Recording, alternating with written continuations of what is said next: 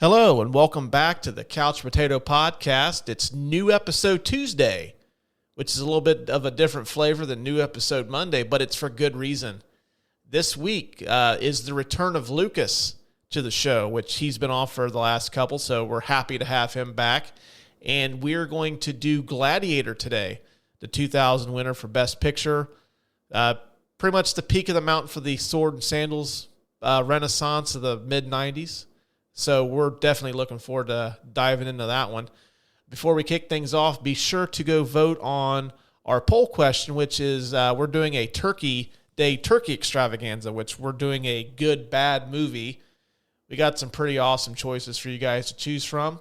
Head on over to Facebook, Instagram, or Twitter. Cast your vote now. I think we're going to run that for a week. So hopefully we get you guys answering what we're doing. Probably in the next couple weeks or so. That should be fun. We may do a watch along, may not.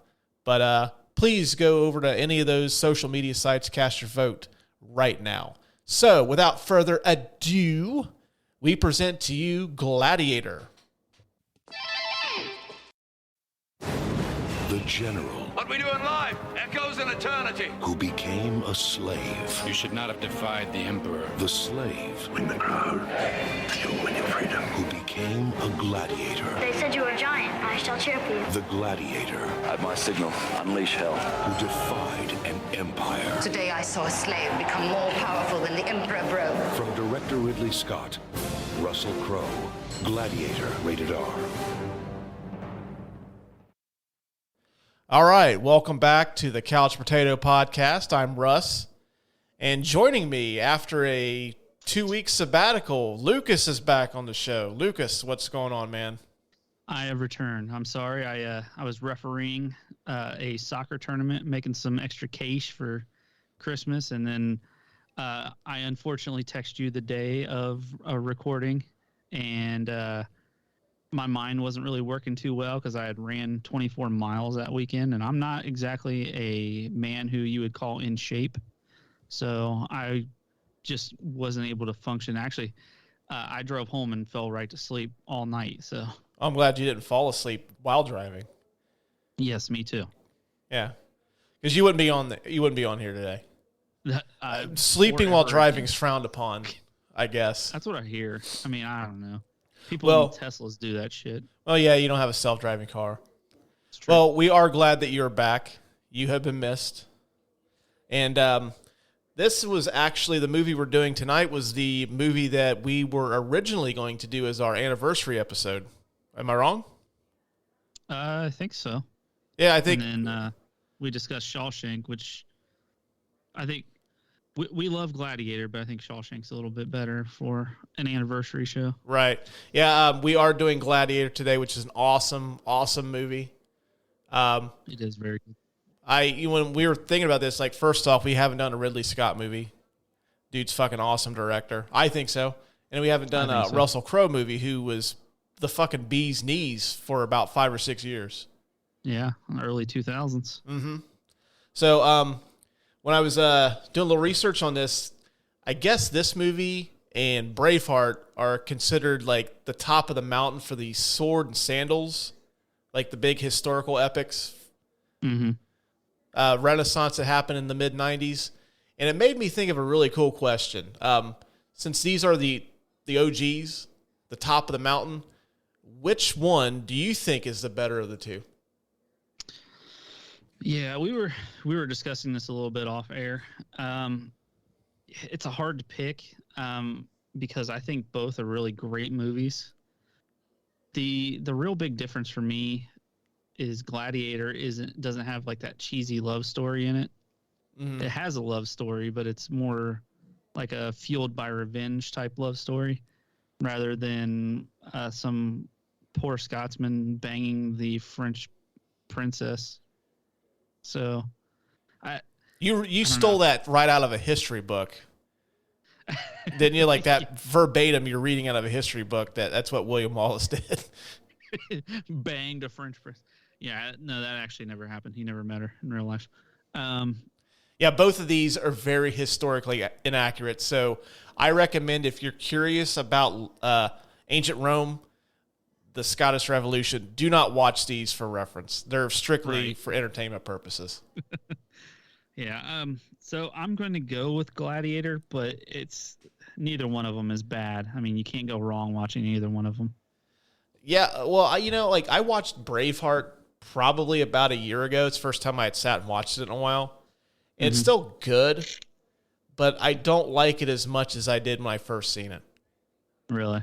And then looking back at especially the best picture nominees from '95, I have that thing where I feel that they should be able to retroactively take those back.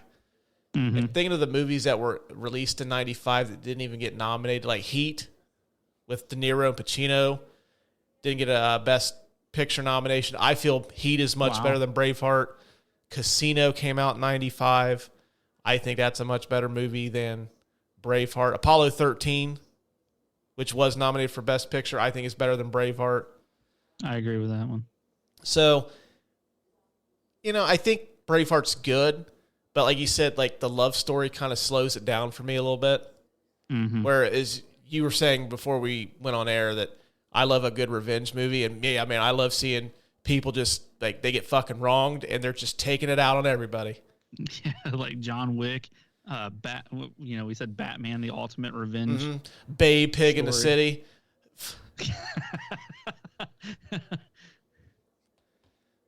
Toy Story 2 and 3. Awesome revenge movies. Well, yeah, Lotso, he's pretty pissed off that he just got tossed to a daycare. That's true. So he's kind of like Tony Soprano. I think Gladiator's better, though. I think with it being a little shorter, too, I can't sit through 3-hour movies the way I used to. Man, Braveheart's long. Yeah, I texted you the other day. I was like, man, Gladiator is a really fucking long movie. If Braveheart's longer, good Lord, my attention span is not as long as it used to be, apparently.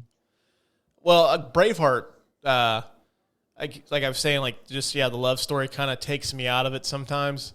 Gladiator, when I watched it the other night, I was locked in. I sat in my chair 2.5 hours. I just watched the whole fucking thing. There's a couple scenes I could probably clip out of it, and I think we'll get to that later on. But yeah, Braveheart is good, but it's a little long. But yeah, Gladiator though, man, you're just locked in. You're fucking ready to rock and roll for 2.5 hours. Or if you're watching on TNT, it's 3. But right. Another interesting question that I did have, and I think I mentioned this to you before we started recording. Would you consider Braveheart? I don't know why I'm on the Braveheart thing. Would you consider Gladiator a sports movie? Yeah, we were talking about this. It was a sport back then. The Colosseum, they considered that a sport, in Rome. It's hard to say it's not if that's a sport, I think it is. It's competition.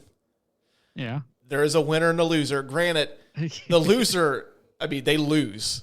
It's not like they lose and they don't get to play another game. It's a competition where there's a winner, there's a loser. It takes place in front of a crowd. Mm-hmm.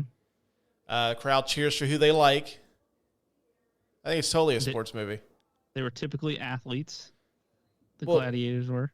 Yeah, athletes, former soldiers. Which looking at the NFL now, they usually recruit athletes or probably some of your more better players in professional wrestling. I know it's not considered a sport like football, but they recruit a bunch of players. So yeah, you're always on the lookout for an athlete. Mm-hmm. Yeah, I think it's totally a sports movie. And it kind of, when I watched it the other night, thinking of it as such, it took on a little bit of a different meaning this time around. That's interesting. I never even thought of it like that. It's hilarious. Yeah. It's the first, I don't think they have leagues, but I'm sure they had a tournament of champions. Mm-hmm. Proximo retires as a gladiator. He basically vanquished all of his competition. He won the crowd over, and he was able to become a free man. And then he went and was grabbing people by the nuts, demanding repayment for his, what did he call them? His queer giraffes. Queer giraffes, yeah. Yeah, I totally think this is a sports movie now. Not in the same vein as watching Remember the Titans or Blue Chips or White Men Can't Jump, but I think it's a sports movie. White Men Can't Jump. What an interesting reference. But yeah, I mean, I know Sidney and Billy Hoyle don't kill anybody on the basketball court. I mean, Kill them with them skills. Yeah, I was say metaphorically they do. They murder the competition, but they don't literally murder the competition. That's true. All right. So let's get into the category, shall we? I know we might be a bit rusty since it's been a few weeks. Mm-hmm. No pun intended. Or maybe a little bit of pun. All right, so we'll get the pun. all the puns. All right, Gladiator was released on May the 5th, 2000. This stars Russell Crowe, Joaquin Phoenix, Connie Nielsen, Demon Hansu. I think that's how you pronounce his name. I was going to ask you that before we came on. I don't know. Well, I haven't really fucked up anybody's name recently, so I think I'm due. Okay, fair enough. Richard Harris and Oliver Reed star in this one. Directed by Ridley Scott. Rotten Tomatoes score of 77% from critics and 87% from audiences.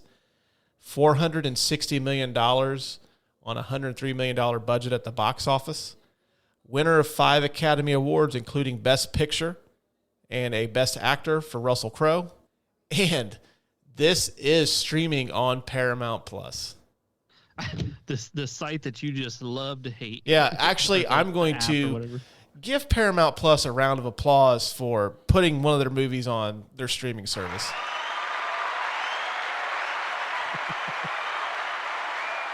It's about time. Yeah, soak it in, Paramount Plus. You deserve it.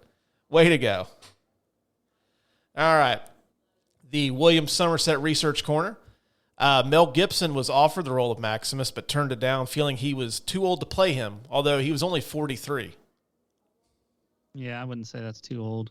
Yeah. I could see a 43-year-old former general, being put into the Coliseum. Mm-hmm. Hugh Jackman and Antonio Banderas were also considered, but I guess Ridley Scott wanted a fresh face actor for the role, so he went with Russell Crowe, which marvelous choice. Oh, yeah, I suppose X-Men was 98, right? Is that right? 98 or 99, I think. I think it was 99.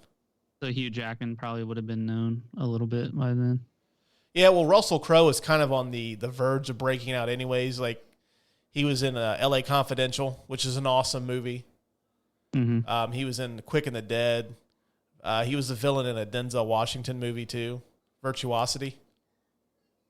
I've never even heard of that one. Oh, it's all right. Russell Crowe's really good at it. And Denzel's Denzel, so. Love that man. But the movie itself is kind of hit and miss. Mm. Oliver Reed, who played Proximo, died 3 weeks before filming was finished. And actually, I didn't write this down in the notes, but I was just curious to how he died. He had a heart attack, but I guess he died in a bar. I guess he was having a drinking contest with a bunch of British Navy officers. Mm-hmm. And I guess he drank 6 pints of beer, like 2/5 of something. And then he challenged them to arm wrestling contests, which he beat every single one of them. And then he said he was tired. And then I guess apparently how the story goes is he laid down on the floor and then had a heart attack and passed away. What a fucking manimal. Yeah. Well, this movie has 2 actors that are renowned for their partying days back in the 60s and 70s. Richard Harris was also part of that club, too, where they were known more for their drinking than their acting credentials. And as a matter of fact, do you know who Keith Moon is from The Who? Mm-hmm. The drummer that had a really bad alcohol problem. I guess apparently him and Oliver Reed were buddies. Oh, well, that explains a lot. Yeah. I guess they could have reshot the scenes with a new actor because they had I think it was like a $5 million insurance policy on him. Mm-hmm. But instead, they decided to just use his body doubles, and they scanned his face with CGI, and they finished the movie and just rewrote the script to take out Proximo because apparently there was a point in the movie where Proximo was supposed to fight Maximus in the Colosseum. Yeah, I saw that when I was doing research. That's interesting. I didn't shit on your research, did I? Oh, no. You're good. Okay. But yeah, I guess that cost an extra $2.5 million to finish that up.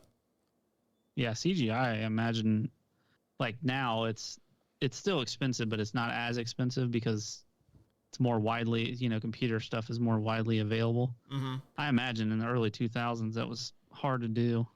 Oh, yeah. I mean, and the fact that you don't notice it is pretty good. Yeah.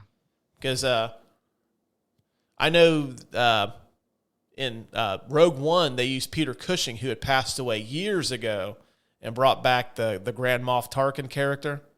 Mm-hmm. And you can tell that's CGI. Yeah. And Carrie Fisher, I believe, was CGI in the Rise of Skywalker, right? I think so. I think she passed away before they finished it. Yeah, she passed away right after, sometime after The Last Jedi had come out. And I don't know if she'd finished all her stuff yet or not. That's where we need Mark Dyer, who was on our Jaws episode, professional dad. He would be able to tell us exactly how much screen time was actually filmed for Carrie Fisher in The Last Skywalker. Yeah, he would know for sure. Yeah. I thought this was really weird. Did I don't know if I sent this over to you or told you about it, but Russell Crowe and Ridley Scott commissioned Nick Cave, who is a singer for a band called Nick Cave and the Bad Seeds, to write a script for Gladiator 2. No, that's interesting. Well, which, I mean, it's not really a spoiler alert considering this movie's 21 years old now, but Maximus, the character Russell Crowe plays, dies. So it would be a little difficult to bring back Maximus. Unless he faked his death and then was just, living in prosperity in the Spanish countryside. Well, I don't know if faking a death was as easy as it would be today. I'm not saying that faking a death is easy. No one comes to me and asks me for advice on how to fake their death. I'm not saying that at all. You trying to get out of your life right now or something? No, not at all. I don't have any friends that hey man, you think you can help me out here? Like I'm in debt up to my ass. I've got loan sharks after me. Can you drive my car off a cliff? Anyways, so Nick Cave writes a script called Gladiator 2, Christ Killer, which you can find the script online. I think after I text you, I found the actual script online. Mm-hmm. And let me tell you, that's a read. It is fucking wild. I guess the point of it is Maximus is reincarnated by the Roman gods to kill this Christ-like figure that's on Earth. And it turns out that after he kills this person, it turns out it's Maximus' son, who I think was supposed to be Lucius, Connie Nielsen's son in the original. They allude to Maximus and Connie Nielsen. I forget her character's name off the top of my head. Yeah, I forget too. Yeah, I know, shitty show. That's why no one listens to us. But I guess apparently they are going to allude that they had some kind of romance and they had a kid, and that was Lucius. And then it turns out that they set him up to basically make him spend the rest of his life on Earth paying for the sins of his past. And then the last 20 minutes of the movie is just Maximus fighting in every single major war in the history of mankind. He fights in World War II. He fights in Vietnam. Fights in the Gulf. All these major wars. It's just the last 20 minutes of the movie. This sounds like the shittiest movie I've ever heard of. Well, I guess Nick Cave got interviewed for this a few years ago, and I guess he showed the script to Russell Crowe, and Russell Crowe read it and said, this isn't going to work. Lucilla is her name. Okay, thank you. Lucilla. But yeah, Lucius was supposed to be the son that Maximus goes back to kill. I feel like they kind of alluded to that romance quite a bit in the movie. Mm-hmm. Yeah, I'm glad they didn't. because they could have easily went into them falling for one another, but then it kind of defeats the purpose of why Maximus is so vengeful and why he's trying to kill Commodus. Yeah, I think sometimes Hollywood falls into that little, that category where they're just more worried about the romantic part of it rather than the revenge, which this movie is just pure. It's pure. What the fuck did you call it? You used to call it Rage-a-hall. Yeah, he is on a Rage-a-hall bender. Yeah, it's just pure Rage-a-hall. Yeah, I'm glad they didn't do that, because the first time I seen this, like, I thought that was eventually going to happen. Mm-hmm. And so glad they didn't go that good route. Apparently, Oliver Reed and Russell Crowe, who have great chemistry in the movie, because Proximo is kind of like Maximus's mentor in the Gladiator world. I guess they didn't get along too well on the set of this movie. Really? Mm-hmm. It got to the point where Oliver Reed challenged Russell Crowe to a fist fight. This guy, man, he just wanted to fight everybody and arm wrestle everybody and all kinds of shit, didn't he? If you get a chance, just read. Like, there's so many stories on Oliver Reed. He is something else. Like, I don't think that you'll ever see anybody in Hollywood like this guy again. Because he's just so out of control. Well, I guess apparently his alcoholism cost him a lot of roles from like the 80s going forward. This was supposed to be like a big comeback movie for him. Well, it was, but then he fucking died arm wrestling sailors. Right, which that does happen. You can. That's what I hear. That's why I don't do it. That's why you retired from it?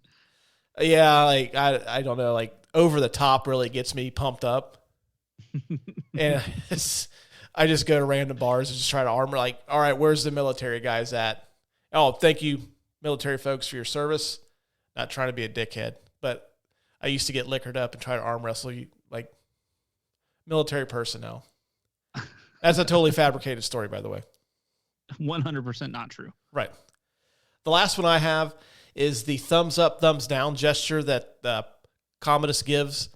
And it's supposed to be like the thumbs up, your life is spared. Thumbs down means you're getting the axe. Mm-hmm. Apparently that's, in reality, is reversed. Mm-hmm. The thumbs down was meant to be like a shield gesture to where your life was going to be spared. And then the thumbs up meant to be like a sword gesture, and that's when you get killed.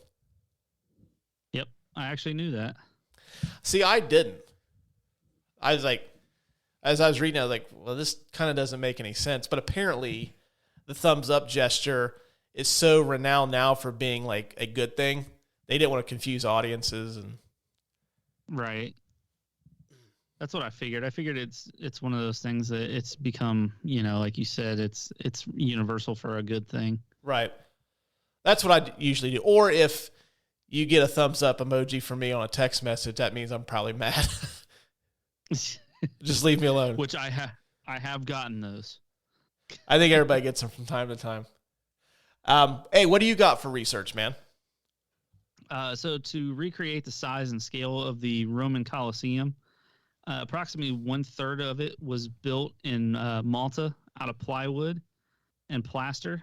It was all the plaster that they had on Malta. They used all of it.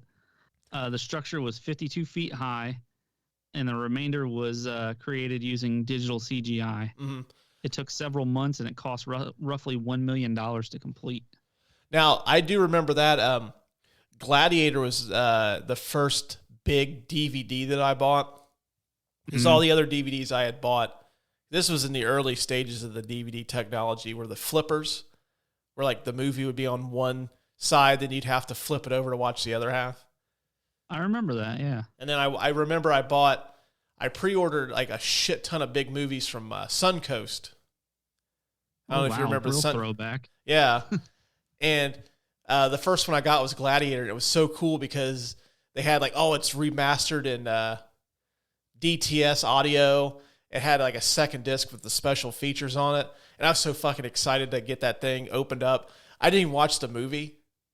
And then like I put in disc 2 to watch all the special features.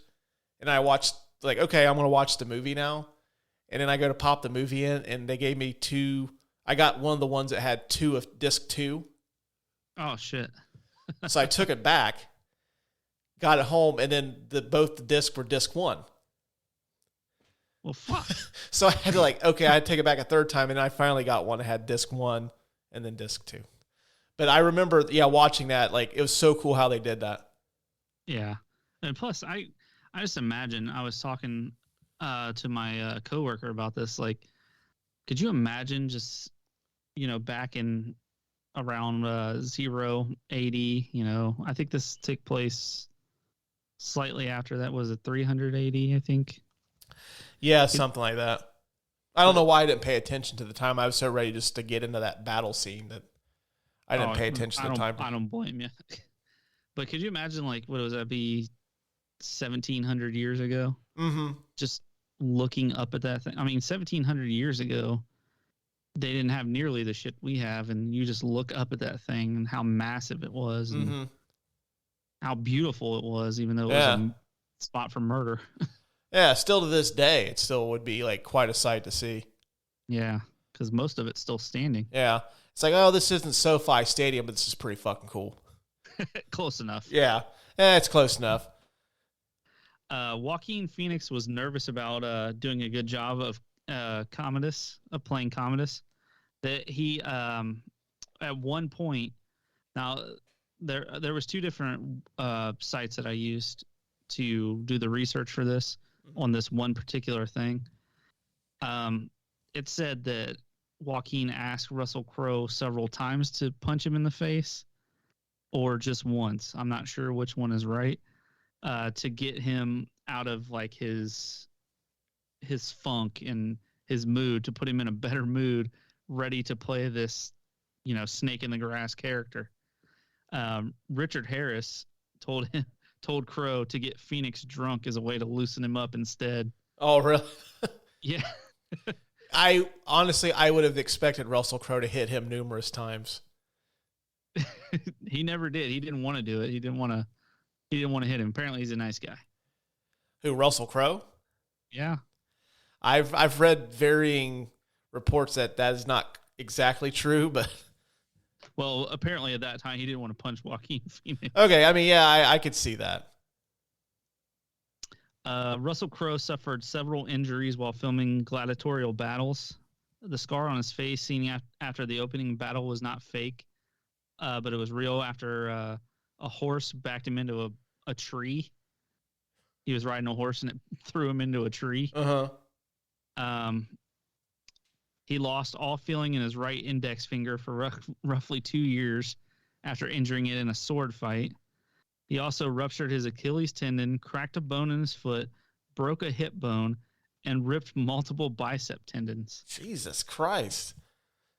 He really wanted to make this movie fucking realistic, apparently. I also call that Wednesday.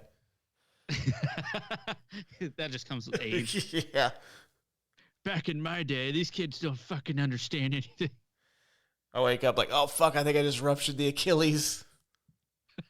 I must have slept really hard on my side. I went hard as fuck in the paint in bed last night. The script was in constant flux. They had to memorize new scenes at the last minute and all that stuff. Most of it's flat out improvised. A lot of the dialogue. Excuse me. Russell Crowe actually, when he first saw this script, demanded if he was going to be in it that it be rewritten. Mm-hmm. So it went through several rewrites because of him.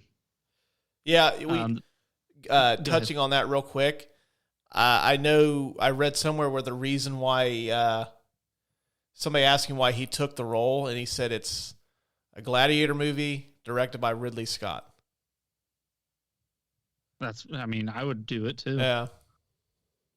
The scenes where Russell Crowe is describing his home as a Spaniard it would have been back in Spain, but it was actually, he was describing his real home in Australia. Really? So that was improvised, and he was just reciting what was going on in his home in Australia. Huh. Pretty cool.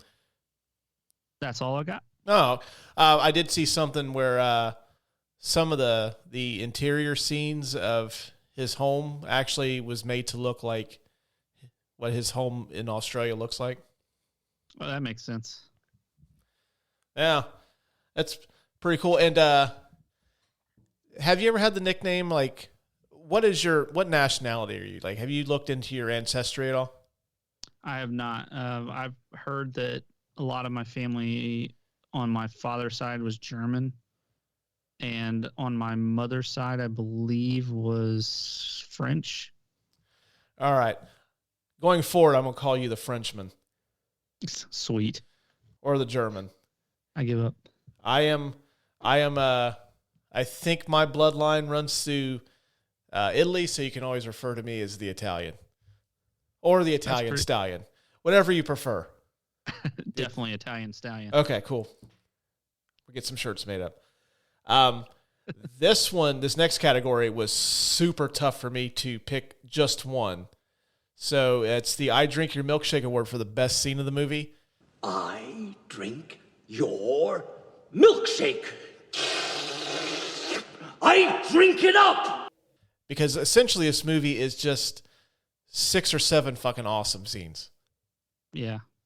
I'll let you throw your nominee out there first. I'm kind of curious to see what you have. So my best scene is where he actually reveals himself to Commodus. Mm-hmm. Where he makes him take off his helmet after he turns his back to the Emperor, which you don't do. Mm-hmm. It's a good way to get murdered.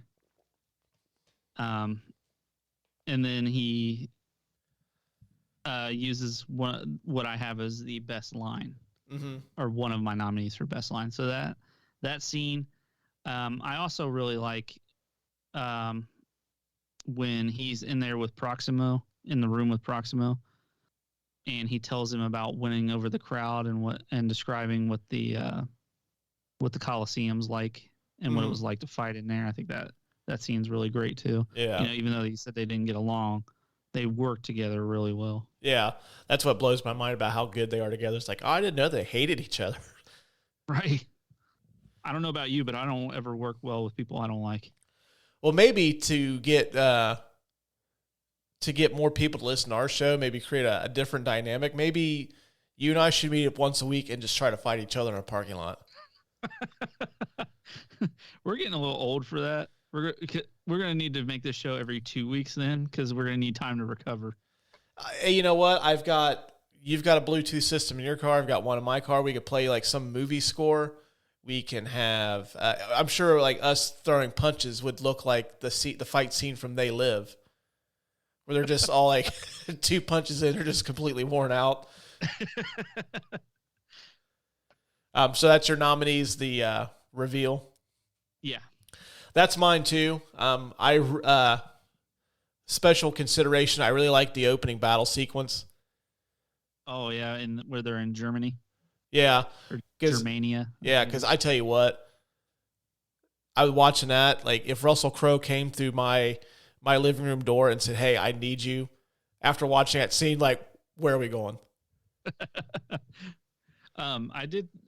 Going back to that scene, I actually, when I was doing my research, I saw that fire that they use is real. It's a real forest in England that Ridley Scott convinced. I don't remember where it is exactly in England, but he convinced them to let him burn that down because they were deforesting it anyway. Mm-hmm.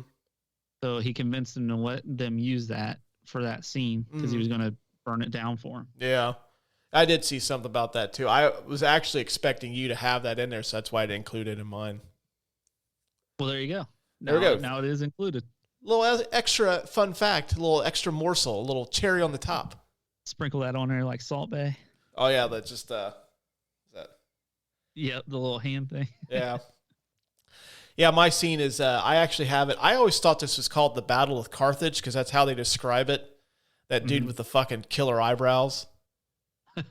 Yeah. But I guess it's called the Battle of Zama. Huh.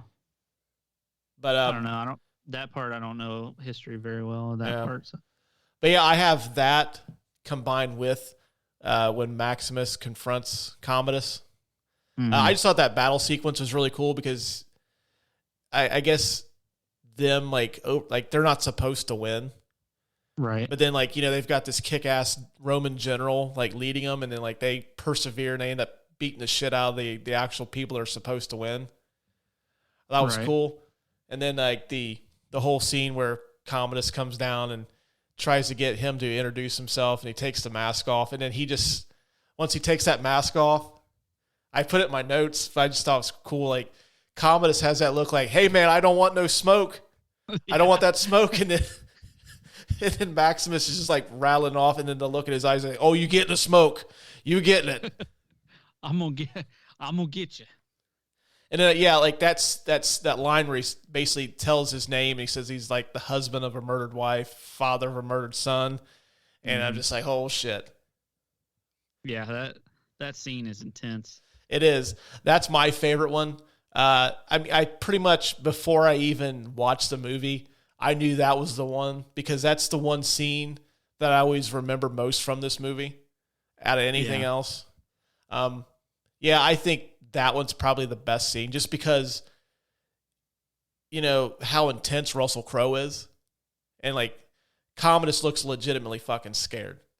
Like, when you said... I wonder, like, if Joaquin Phoenix was, like, actually scared right there. Well, when you said it goes back to when he, he was nervous about acting with Russell Crowe. Like, is this the scene that got him all like worked up? Like, man, I don't know if I can do this. And it could be. Yeah. I mean, I think that's a pretty easy winner. I also like the scene where Maximus is fighting that guy and those tigers are coming out. Oh yeah, that's cool.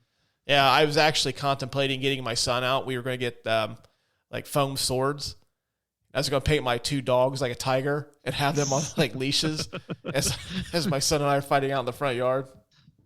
Oh, that'd be so funny. Yeah. Didn't though, because I think my wife would frown upon me painting our dogs orange and black, but still, it's a missed opportunity. Right. All right, so we're going with the Commodus gets confronted by Maximus scene. Mm-hmm. Yeah, that's pretty easy. Just because, like, that's some good ass acting right there. That's acting 101. Good. Yeah, good as fuck. Good. All right. Changing course a little bit. The I Don't Like Sand, It's Coarse and Rough award for the worst or most unnecessary scene in the movie. I don't like sand. It's coarse and rough and irritating, and it gets everywhere. For me, it's not really a scene, but now that I've watched this movie so many times, I could really do without the shit where, like, he's running his hand through the wheat. That happens a couple times. It's just like, now it's like, okay, I get it. You just want to be back home. You want things to be the way they were. But can we get on to the fighting? Yeah. I want to see some bloodshed. I don't really have one. Sitting here trying to think about it, and I really don't have one. Yeah, I mean, there's not anything really bad. It's just, I don't know, watching that now, just the wheat stuff for me, just like, okay, if I could time it better, I would just skip through it. Yeah. Because it doesn't really add anything after you've seen it so many times.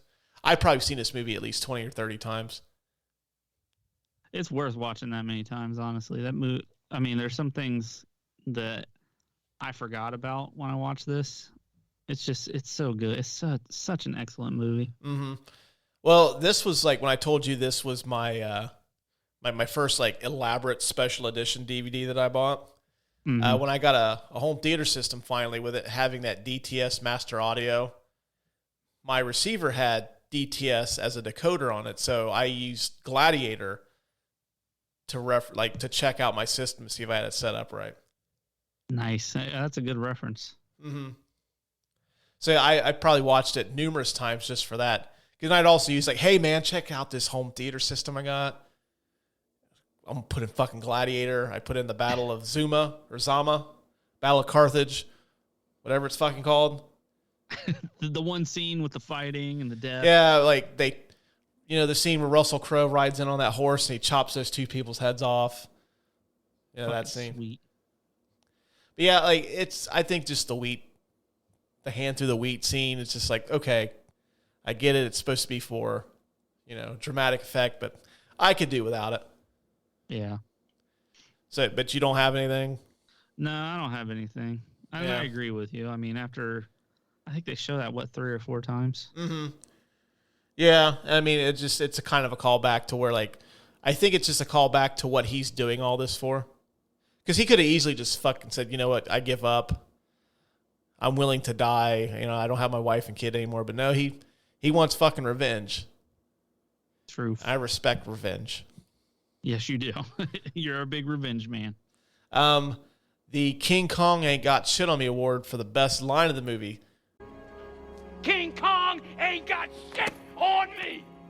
This was another tough one too, but I have What We Do in Life Echoes in Eternity. Just because that's the fucking line that everybody knows.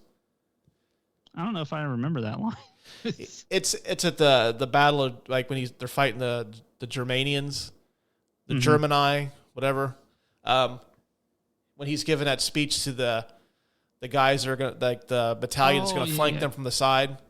That's right. Yeah, I remember that now. Yeah, he says that. TNT always advertises that scene right there. Mm-hmm. Yeah, but there's a lot of good ones like the whole line where he's telling Commodus, basically like who I am. I'm a husband to a murdered wife, father to a murdered son, and I'm gonna fucking kill you either in this life or the next. You get in the smoke. That's the modernized version. Yeah, it's like, oh, you get in the smoke now. And actually, if we remade this movie, that would be what I would put in there. You're going to catch these hands straight, get this smoke. Yeah. Oh, you get in the smoke. Starting with a 2-piece.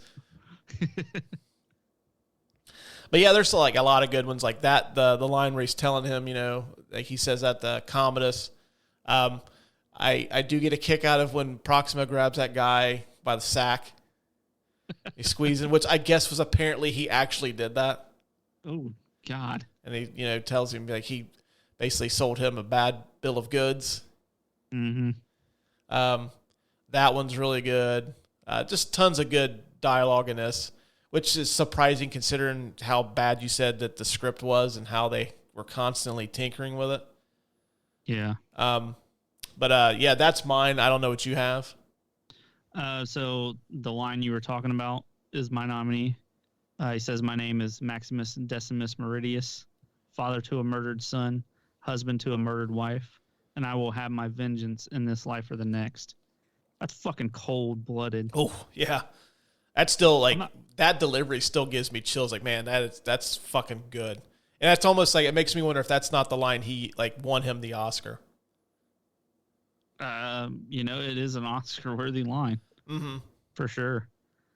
And then I also this one's more of like a special shout out. I knew a man once who said, "Death smiles at us all. All a man can do is smile back." Mm-hmm. I think that's really cool. Yeah, that was a good one too. But yeah, that scene though, that line is just so fucking awesome. And it would, if the Echoes in Eternity line wasn't so iconic, that would have been my winner for the best line of the movie. Yeah. But I think that for me, that What We Do in Life line is just so memorable. It's like you said, fucking TNT sells hey, Gladiator tonight, 8:00. Check us out. Followed by, Lakers versus Celtics, Yeah. But they always sell that scene. That line. So, right. Yeah, that would be the reason why I give it to this. Yeah, I'm on board with you there. Yeah. All right, cool. See, that's I think when we're agreeing like this, I think that's why we need to fight each other once a week. I'm actually going to start training along so well. Yeah, I'm going to start training tomorrow. I'm going to run. I live where a bunch of hills, so I'm going to start get the old cardiovascular built up. Yeah, I'm not fighting in a 5-round UFC fight, but I think I can give you 3 solid rounds. If you don't record it and turn it into a montage, we ain't fighting. I do love a montage, so that's true. Bound to happen. Love a montage. The McLovin Award for the best supporting performance. I am McLovin. Who do you have? So I have 3 nominees. The first one, I'm not sure if he's in it too much, so I'll ask you that first. Joaquin Phoenix. He was going to be my nominee, but I think he's in it a little too much. Okay, so I'll cut him out of it. Because, I mean, yeah, he's easily the winner if it's anybody but Russell Crowe, because Russell Crowe is the lead. Mm-hmm. I mean, if we had a criteria where it's just like, okay, if your name's not above the title, you're eligible. But, yeah, he's in it too much. He's the easy winner. I mean, he got a Best Supporting Actor nomination for this, so. Which was well earned. Mm-hmm.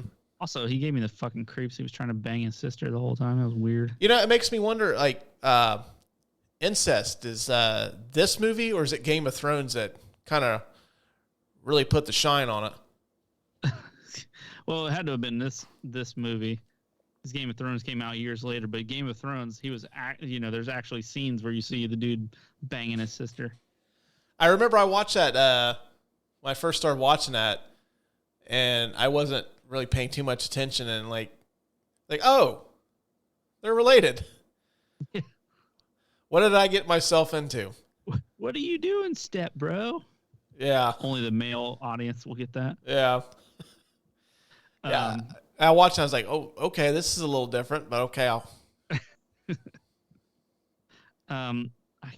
we were trying to figure out how to say his name. Digimon Hansu? Demon Hansu is what I'm going with. Demon Hansu.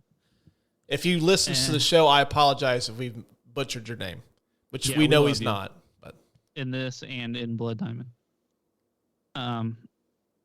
And also in Guardians of the Galaxy. Oh, he's been in a bunch of stuff. He's in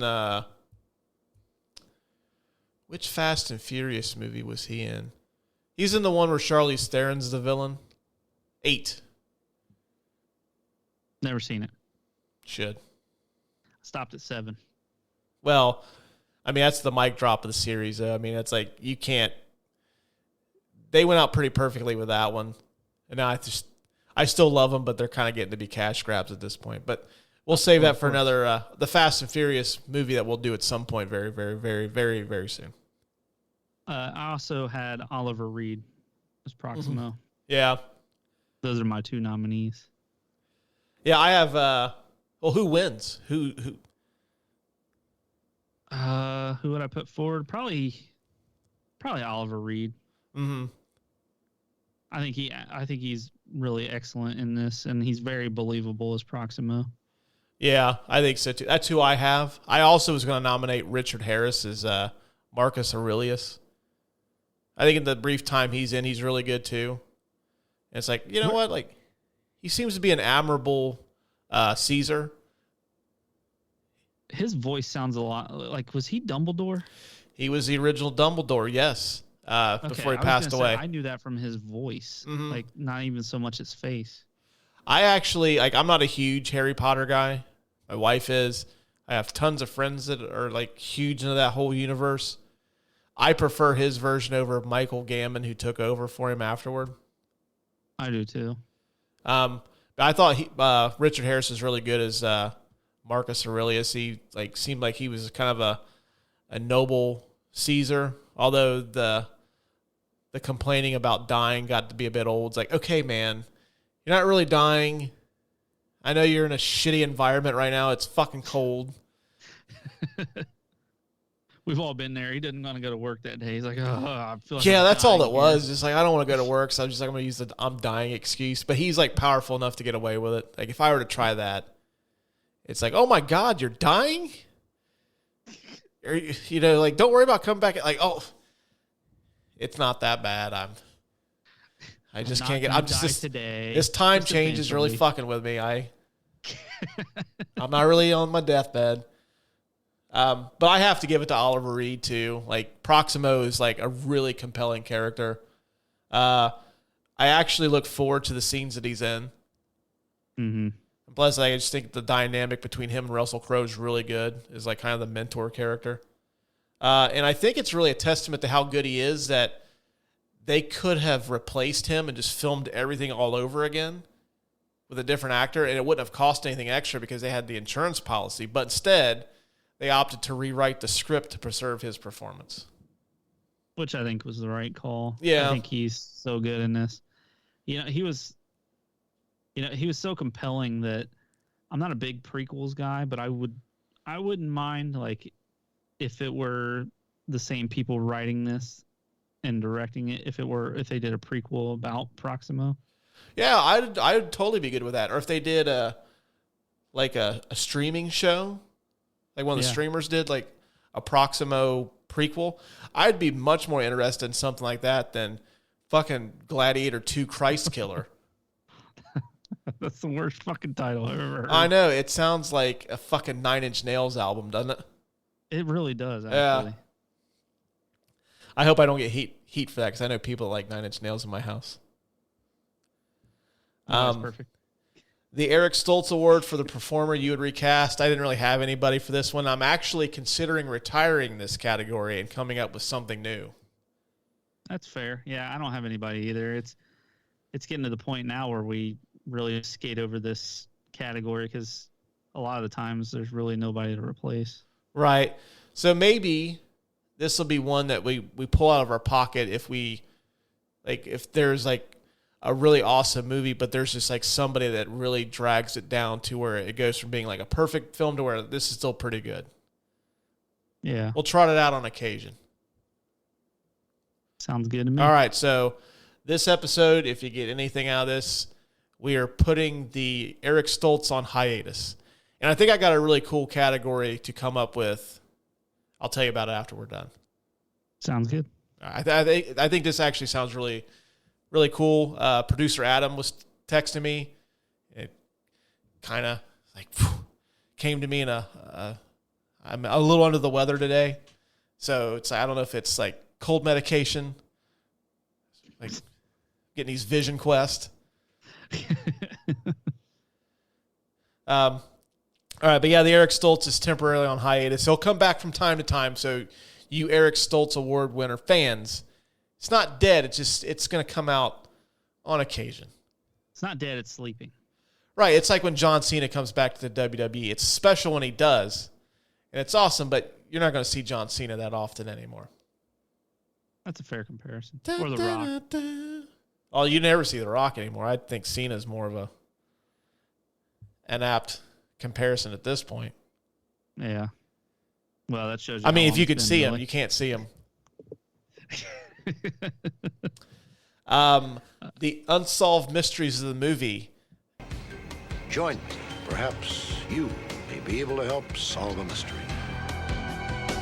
Do you have any unsolved mysteries you'd like for me to take a stab at? Not necessarily of the movie, but more of like the historical component of it. Do you think like we're starting to live in like we're all connected. Things are not, I guess the world has always been violent. Do you think that something like the Colosseum people would watch or buy into that? Oh, you mean if like there was like fucked up people to where they were showing this on like the internet or something? Yeah. Oh, totally. I could totally see this being like something where I'm sure there's probably like portions of the dark web where this is a thing. Oh, yeah, probably. I didn't really think about that. Yeah. One interesting thing I always heard, how people they're not like necessarily against the death penalty, but they're not for it. Mm-hmm. They're always like, why don't you take them out there and have them do like a gladiator thing? I've heard that forever. I'm honestly surprised that nobody has tried that yet. I mean, not so much here in the States because there's no fucking way that flies here in the United States, but like some other country, like, like, hey, I got this wacky idea. I bet this happens in North Korea. But this fucked up shit happens in North Korea. I would not be the least bit surprised. And now you and I are going to have warheads shot at our house. So, yeah, that was, fuck, I live so close to a military base anyway. Yeah. We'll have that part edited out. But, yeah, that's one of the things. Like, I was just wondering if you thought that maybe this would really fly today. Mm-hmm. As more of like not necessarily a dark web thing, but more of like a mainstream. Yeah. Well, I mean, I could see this being like a thing where people would pay for it. Yeah. Just like buy it on, to watch it. I could easily see that happening. That'd be nuts. Whether it be easily accessible is a different story altogether. That's fair. Yeah. I mean, the only one I had was I was just curious to see if Marcus Aurelius' dream of turning Rome into a republic, I mean, it eventually happens in reality, but like in the movie, that movie world, if they were able to accomplish that. Yeah, I think it would probably be possible, just the way that now I forgot her name again. Lucia. Yeah. Lucia, if the way she was raising her son, I'm sure that he would probably make it that way. Lucius, the way she was raising Lucius. I'm sure that because he would be, I don't think women were allowed to rule then. Mm-hmm.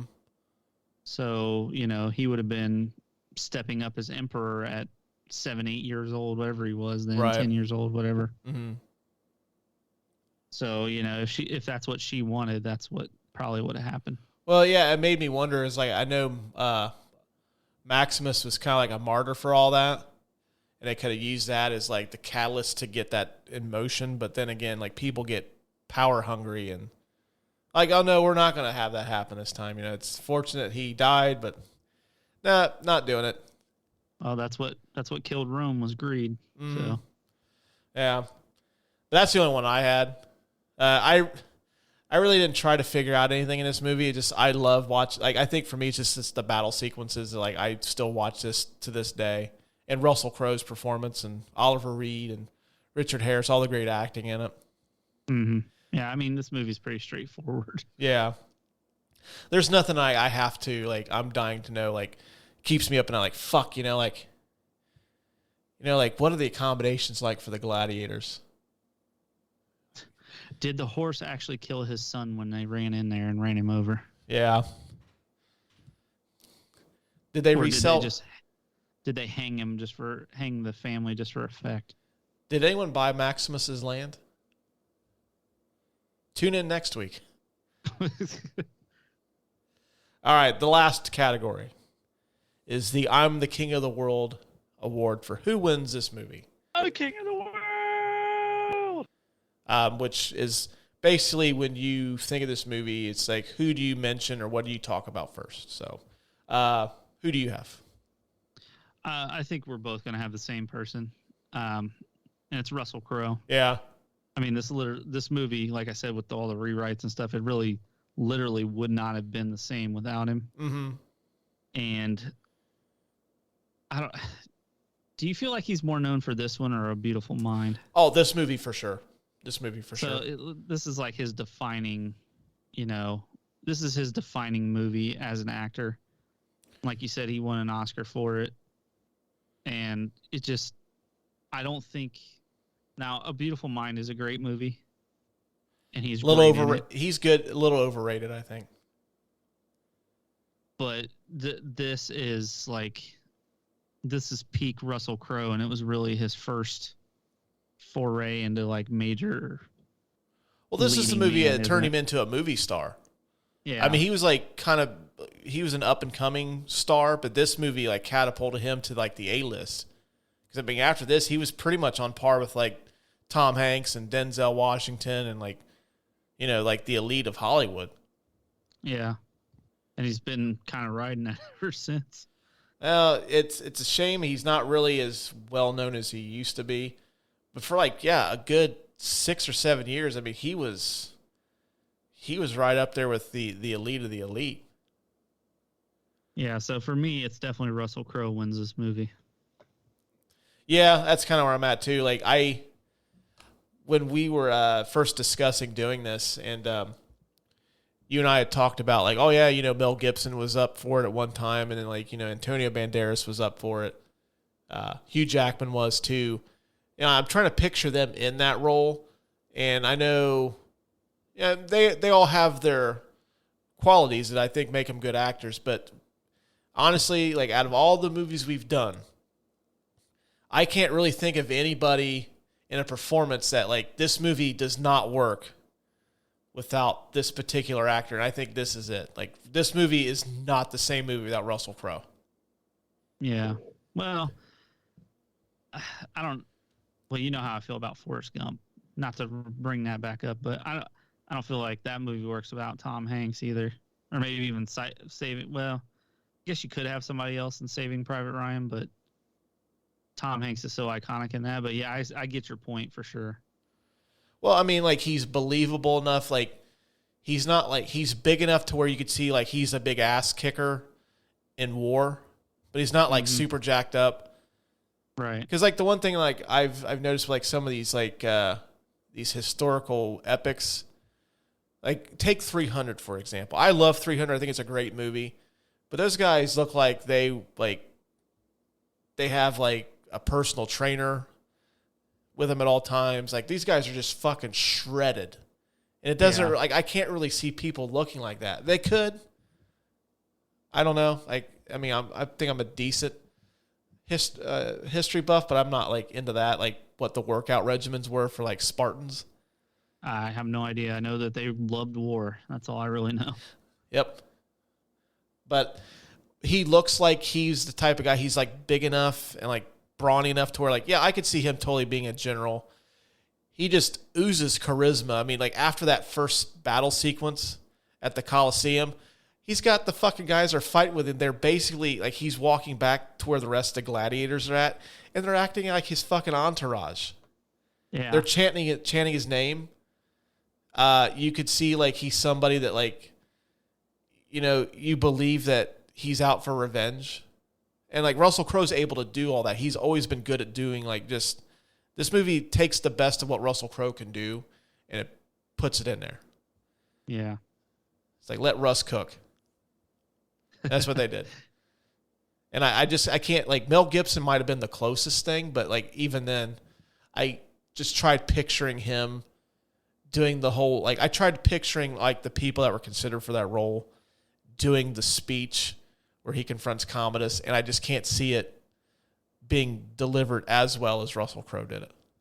Yeah, I mean, Mel Gibson is good at revenge movies, too, but he's not, like, he delivers iconic lines in Braveheart, but yeah, like you said, you can't see him delivering that line with the same veracity. And like looks like Joaquin Phoenix is literally shitting his pants. Yeah, he does delivering that. Mm-hmm. Yeah, he's like, "Oh fuck, you're still alive." Yeah, this is an interesting turn of events. Kind of reminds me of Scar in Lion King. Yeah, I was trying to see you alive. Yeah, but you were saying earlier, this is definitely his most iconic role for sure. I don't think, especially the way his career's gone now, I don't really see him ever topping. I think if there was like the peak of the mountain for a particular actor, this movie is it for him. Yeah, this is the top of the roller coaster, and it just dropped from there. Yeah, I mean, he still did some good stuff, like Master and Commander's fucking awesome. Proof of Life is kind of like a bad, good movie. So, all right, well, before we wrap this up, do you have anything you want to add before we go? No, I'm just really glad that people can watch this one on Paramount Plus. Yeah, way to go, Paramount Plus. We're proud of you. Get the rest of your good shit on there. Yeah, please. Yeah. Make your service worth subscribing to. I mean, at my house, it gets plenty of play because they got Paw Patrol. That's the only thing we ever watch on Paramount Plus. I watch Champions League soccer on there. Oh, Liga? No, UEFA Champions League. Okay, I'm showing my soccer knowledge by just completely butchering that. All right, that's all right. All right, gang. Well, we will catch you guys next week. And that's going to wrap up this week's episode of the Couch Potato Podcast. Lucas, what do we got coming up for everybody next week? We have a movie that I have never seen, but that you love dearly, Midnight Run. Oh, Midnight Run is fucking awesome. I can't wait for you to watch that one. Yeah, Stars. I'll be texting you as I watch it. Yeah.